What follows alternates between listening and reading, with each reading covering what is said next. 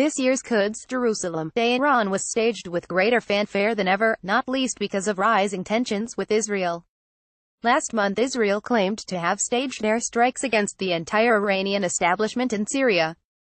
The airstrikes of early May, widely judged to have been the most significant Israeli air assault on Syrian territory since the early 1980s, came on the heels of escalating tit-for-tat strikes involving Israel and the Iran-led alliance in Syria. In April, Israel struck the T4 air base in Homs province, home to the Islamic Revolutionary Guards Corps (IRGC) aerospace division in Syria. 7 members of the IRGC were reportedly killed in the strike on T4, amongst them allegedly the commander of the Revolutionary Guards drone force in Syria.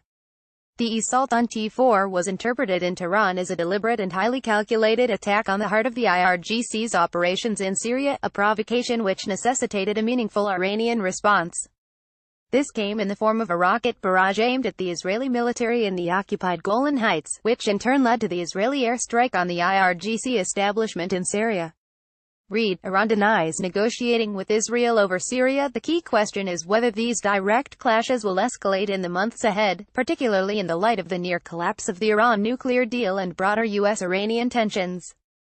Annual spectacle with a twist. The annual Quds Day rallies in Iran are foremost designed to reaffirm the Islamic Republic's anti-Zionist credentials.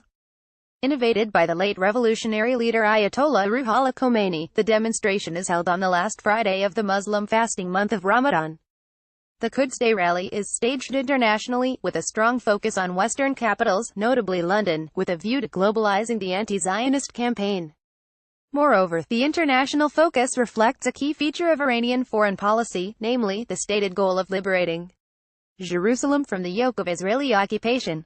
Iran nuclear deal. Are Trump protecting Israel? Cartoon, Sabanat, Middle East Monitor. In view of Iran's first direct military clash with Israel, Iranian leaders and officials were understandably keen to promote the Quds Day event more vigorously both at home and abroad.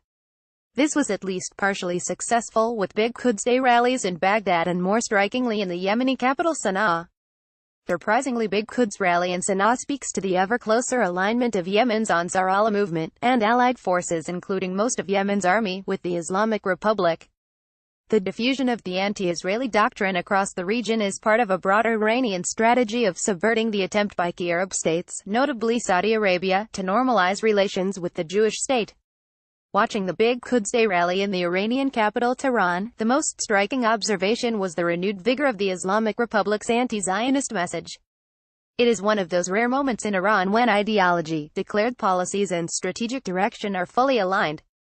Drift toward war. This year's big Quds Day rally was defined by a broader and deeper strategic context. Foremost, the near collapse of the nuclear deal, known as the Joint Comprehensive Plan of Action, JCPOA, following U.S. President Donald Trump's repudiation of it, has once again plunged Iranian-U.S. relations into crisis. Trump's incendiary anti-Iranian rhetoric, and his close alignment with both Saudi Arabia and Israel, has understandably caused alarm in Tehran.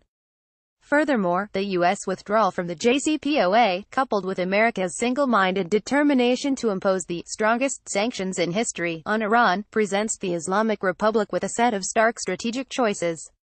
Needless to say, these demands were issued to be rejected, with their real value residing in the ability to complicate Tehran's regional strategic choices. Nuclear deal. Israel is behind it. Cartoon, Sabanat, Middle East Monitor. Even though Iranian leaders and officials have reacted relatively cautiously to Trump's bellicose rhetoric, nonetheless, it is clear that the only realistic path for Iran is to go on the offensive, both rhetorically and wherever possible on the ground across the region's conflict zones. The strategic necessity of pushing back against aggressive and unjust U.S. demands will inevitably affect Iran's calculus on Israel. Before the recent direct clashes beginning in February when Israel attacked an Iranian position in Syria, Iran's strategy was to implement its anti-Zionist ideology without coming into direct blows with a Jewish state. Read, Syrian army boosts air defenses near Golan frontier. The events of the past few months, notably the rocket attack on the occupied Golan Heights and the robust Israeli response, have changed the rules of engagement. As pressure mounts on Iran on several fronts, the temptation to attack Israel directly, in response to Israeli airstrikes on Iranian or Hezbollah-related targets in Syria, will be hard to resist.